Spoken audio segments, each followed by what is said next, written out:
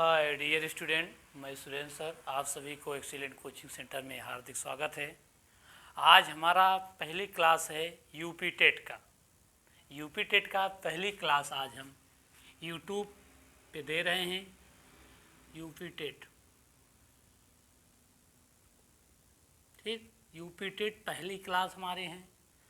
आप जान रहे हैं जल्द से जल्द यूपी टेट आने वाला है, ठीक है। इसलिए हमने यूपी टेट की एक्सीलेंट कोचिंग की पहली ऑनलाइन क्लास है, जो कि मैं आज आप सभी को अनुपात और समानुपात के बारे में हम बताएंगे। अनुपात और समानुपात क्या है, ठीक है। तो ये यूपी टेट में पूछे गए सवाल है। समानुपात और समानुपात से सवाल पूछे जाते हैं।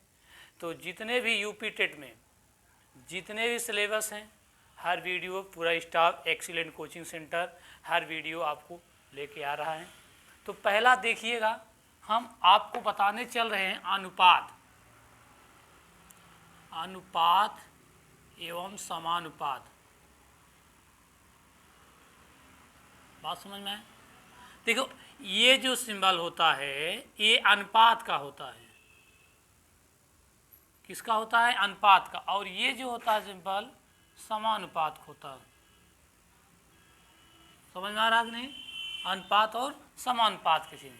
देखिए, अनुपात का मतलब ये होता है दो या दो से अधिक राशियों के बीच का एक रेशियो निकालना अनुपात ही कहलाता है। तो ध्यान दीजिए, अनुपात जैसे हम कह दें ए अनुपाते बी समानुपात बी अनुपाते सी, यही हमारा अनुपात कहलाता है। क्या कहलाता है? अनुपात कहलाता है।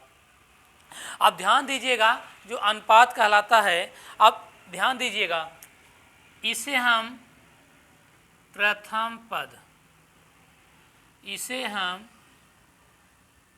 द्वितीय पद, इसे हम तृतीय पद, इसे हम चतुर्थ पद कहते हैं ना।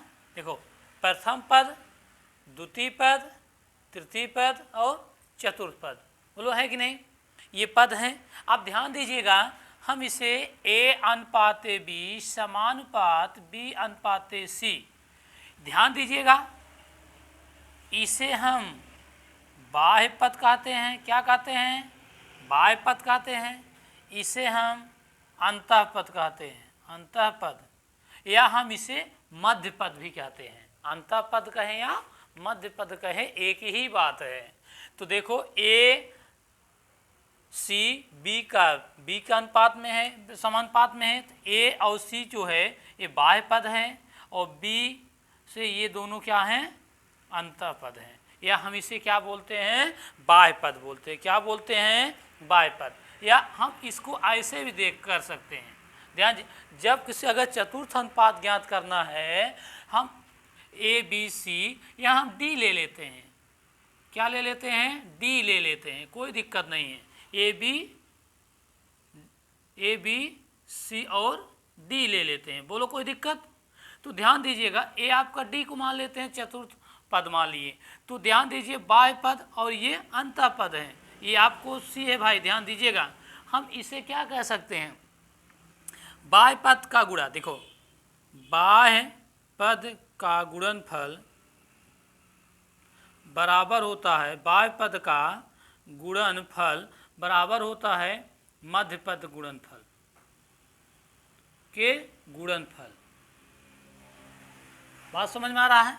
अब ध्यान दीजिएगा, ये जो बाह्य पद का गुणनफल बराबर मध्य पद का गुणनफल के बराबर होता है, तो हम ये जानते हैं कि अगर, ध्यान दीजिएगा, अगर हम इसको हम प्रथम पद, द्वितीय पद, तृतीय पद और चतुर्थ पद के नाम से जानते हैं। बाह्य पदों का गुणनफल क्या होता है? अंतः पदों के गुणनफल के क्या होते हैं? बराबर होते हैं। क्या होते हैं? बराबर होते हैं। बात समझ में आए? बोलो, किसी कोई दिक्कत? या हम इसे लिख सकते हैं, ध्यान दीजिएगा, या हम इसे लिखे ए अनुपाते बी समानुपात बी अनुपाते सी ना।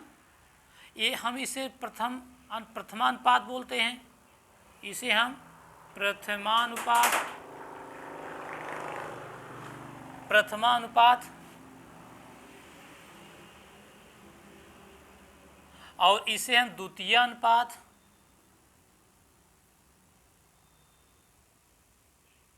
इसे हम तृतीय अनुपात, तृतीय अनुपात, इसे हम चतुर्थ अनुपात,